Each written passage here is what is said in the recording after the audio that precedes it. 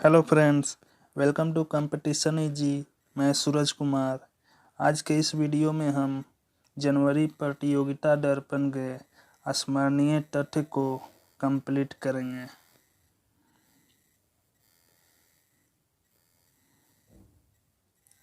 पहले हम राष्ट्रीय स्मरणीय तथ्य को कवर कर लेते हैं। पहला, विश्व का कौन सा केंद्रीय बैंक ऐसा पहला मौद्रिक अधिकरण बन गया है जिसके आधिकारिक ट्विटर हैंडल पर फॉलोअर्स की संख्या 10 लाख के पार पहुंच गई है? भारतीय रिजर्व बैंक (आरबीआई). भारतीय रिजर्व बैंक (आरबीआई) के ट्विटर पर फॉलोअर्स की संख्या 10 लाख को पार कर गई है। यह उपलब्धि हासिल करने वाला रिजर्व बैंक दुनिया का पहला मौद्रिक प्राधिकरण हो गया है। इस सूची में मैक्सिको का केंद्रीय बैंक दूसरे, बैंक ऑफ इंडोनेशिया तीसरे, संयुक्त राज्य अमेरिका का फेडरल रिजर्व चौथे और यूरोपीय केंद्रीय बैंक (ईसीबी) 5वें स्थान पर है। सेकंड क्वेश्चन, विश्व इकोनॉमिक फोरम (WEF) की ओर से जारी बेहतरीन रोडमैप तैयार करने वाले 36 वैश्विक शहरों की सूची में कितने भारतीय शहरों को भी जगह दी गई है? 4 शहरों को, बेंगलुरु, फरीदाबाद, इंदौर और हैदराबाद। आइए इसका सारांश पढ़ते हैं। बेहतरीन रोड मैप तैयार करने वाले 36 वैश्विक शहरों की सूची में 4 भारतीय शहरों को भी जगह दी गई है। वे हैं बेंगलुरु, फरीदाबाद, इंदौर और हैदराबाद को विश्व के उन 36 शहरों में शामिल किया गया है जिन्होंने नई तकनीक को सुरक्षित तरीके से अपनाने के लिए एक शानदार रोड मैप तैयार किया है। यह सूची विश्व इकोनॉमिक फोरम (WEF) की ओर से जारी की गई है।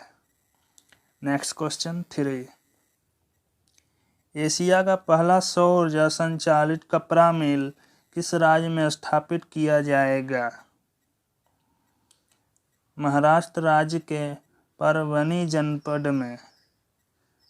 इसका सारांश देखते हैं। एशिया का पहला सौर ऊर्जा सूक्ष्म कपड़ा मिल महाराष्ट्र के परभणी जिले में स्थापित किया गया है। 30 एकड़ भूमि में फैली जय भवानी महिलाओं की सहकारी कपड़ा मिल एशिया की पहली ऐसी मिल होगी जो पूरी तरह से सौर ऊर्जा पर काम करेगी। नेक्स्ट क्वेश्चन 4, भारतीय रिजर्व बैंक के नवोन्मेषण केंद्र का पहला अध्यक्ष किसे नियुक्त किया गया है? कृष्ण गोपाल कृष्णन। इसका सारांश पढ़ते हैं। इन्फोसिस के सह संस्थापक एवं पूर्व सह अध्यक्ष सेनापति कृष्ण गोपाल कृष्णन को भारतीय रिजर्व बैंक के नवोन्मेषण केंद्र का पहला अध्यक्ष नियुक्त किया गया है। केंद्र बैंक का उद्देश्य इस केंद्र के जरिए प्रौद्योगिकी का इस्तेमाल कर वित्तीय क्षेत्र में नवोन्मेषण को प्रोत्साहन देना और तेजी से नवप्रवर्तन के लिए वातावरण का सृजन करना है। नेक्स्ट क्वेश्चन 5, हाल ही में किस राज्य सरकार ने गायों के संरक्षण के लिए गौ कैबिनेट के गठन का फैसला लिया है? इसका आंसर मध्य प्रदेश। आइए इसका सारांश देखते हैं। मध्य प्रदेश सरकार ने गायों के संरक्षण के लिए गौ कैबिनेट के गठन का फैसला लिया है। गौ कैबिनेट में 6 विभागों को शामिल किया गया है। गायों के संरक्षण को लेकर सभी विभाग सामूहिक रूप से इसका फैसला लेंगे। पशुपालन, वन, पंचायत और ग्रामीण विकास, राजस्व, गृह और किसान कल्याण विभाग गौ कैबिनेट में शामिल होंगे। नेक्स्ट क्वेश्चन 6, हाल ही में किस संस्था ने भारत में एक वैश्विक पारंपरिक औषधि केंद्र स्थापित करने की घोषणा की है? विश्व स्वास्थ्य संगठन WHO ने। आइए इसका सारांश देखते हैं। विश्व स्वास्थ्य संगठन WHO ने भारत में एक वैश्विक पारंपरिक औषधि केंद्र स्थापित करने की घोषणा की है। पीएम नरेंद्र मोदी ने गुजरात के जामनगर में institute of teaching and research in Ayurveda ITRA और जयपुर में national institute of Ayurveda NIA का उद्घाटन वीडियो कॉन्फ्रेंसिंग के जरिए किया। ये संस्थान देश के सबसे अहम आयुर्वेद संस्थानों का स्वरूप लेंगे। Next question 7। किस राज्य ने सरना संहिता पर एक प्रस्ताव पारित किया है? झारखंड राज्य ने। आइए इसका सारांश देखते हैं। झारखंड विधानसभा ने सर्वसम्मति से 11 नवंबर 2020 को एक दिवसीय विधानसभा सत्र के दौरान सरना संहिता पर एक प्रस्ताव पारित किया है। झारखंड सरकार द्वारा पारित किया गया यह संकल्प वर्ष 2021 की जनगणना में सरना को एक अलग धर्म के तौर पर शामिल करने का प्रयास करता है। सरना संहिता झारखंड के आदिवासियों के लिए बहुत महत्वपूर्ण है और इसलिए वहाँ की राज्य सरकार ने सरना संहिता से संबंधित प्रस्ताव पारित किया है।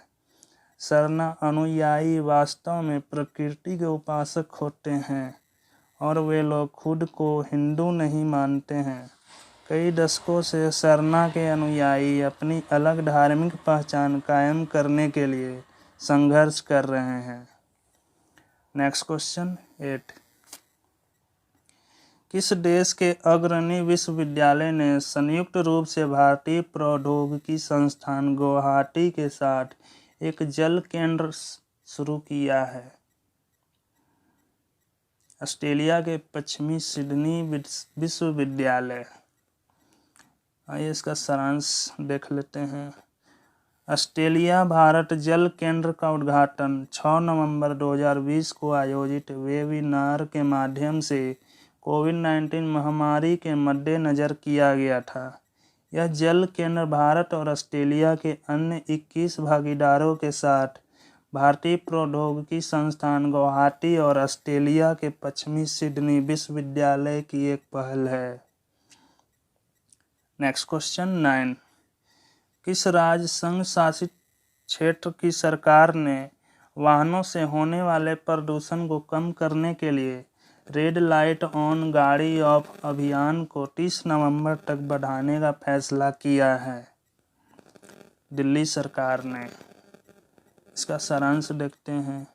दिल्ली सरकार ने वाहनों से होने वाले प्रदूषण को कम करने के लिए रेड लाइट ऑन गाड़ी ऑफ अभियान को 30 नवंबर तक बढ़ाने का फैसला किया है। इस अभियान का मुख्य उद्देश्य रेड लाइट पर खड़े वाहनों को बंद कर 15 से 20% प्रदूषण को कम करना है। Next question 10। हाल ही में किस राज्य में भारत के सबसे लंबे single lane motorable suspension bridge का उद्घाटन किया गया है? उत्तराखंड में। इसका सारांश देखते हैं। उत्तराखंड में भारत के सबसे लंबे single lane motorable suspension bridge का उद्घाटन हुआ है। देश का सबसे लंबा मोटरेबल डोबरा चांठी झूला पुल 100 से ज़्यादा गांवों को जोड़ने का कार्य करेगा।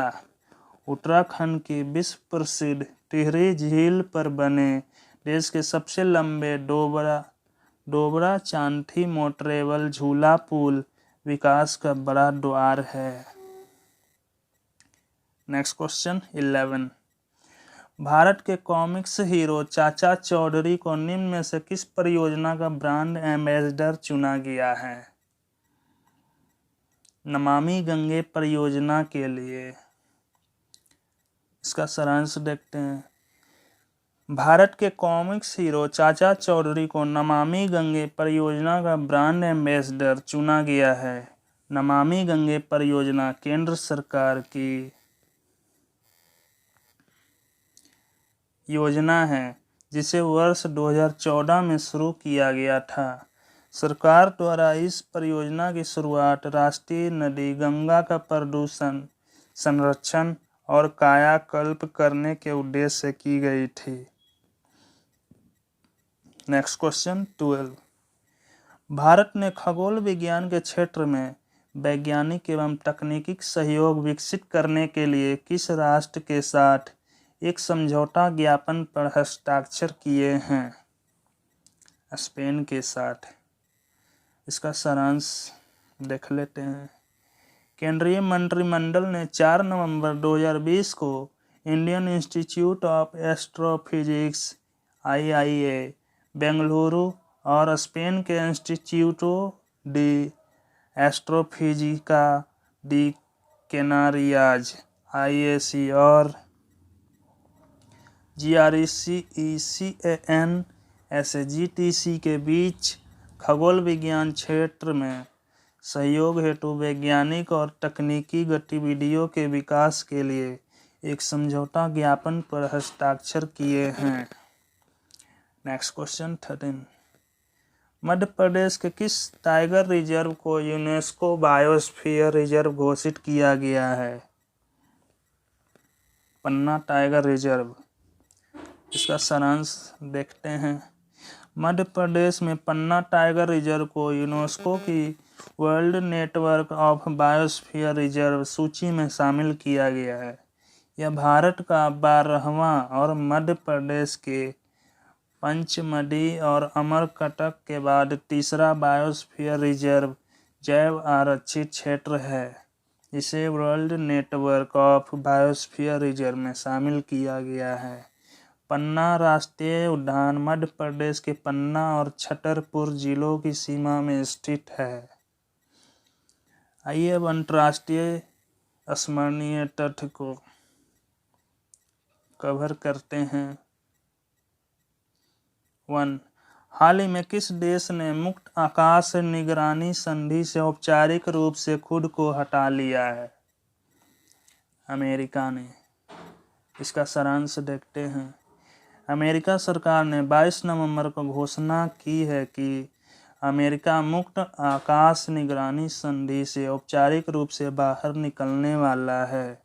साल 2002 में लागू हुई उस संधि के मुताबिक 30 से अधिक देशों को एक दूसरे के क्षेत्र में हथियारों के बिना निगरानी उड़ानों की अनुमति है। Next question 2। अमेरिका के निर्वाचित राष्ट्रपति जो बाइडेन ने जलवायु परिवर्तन की जिम्मेदारी के लिए किसे नियुक्त किया है? जॉन कैरी को। इसका सारांश देखते हैं। अमेरिका चुनाव में जीत हासिल करने वाले जो बाइडेन ने 23 नवंबर 2020 को अपनी कैबिनेट का ऐलान कर दिया है।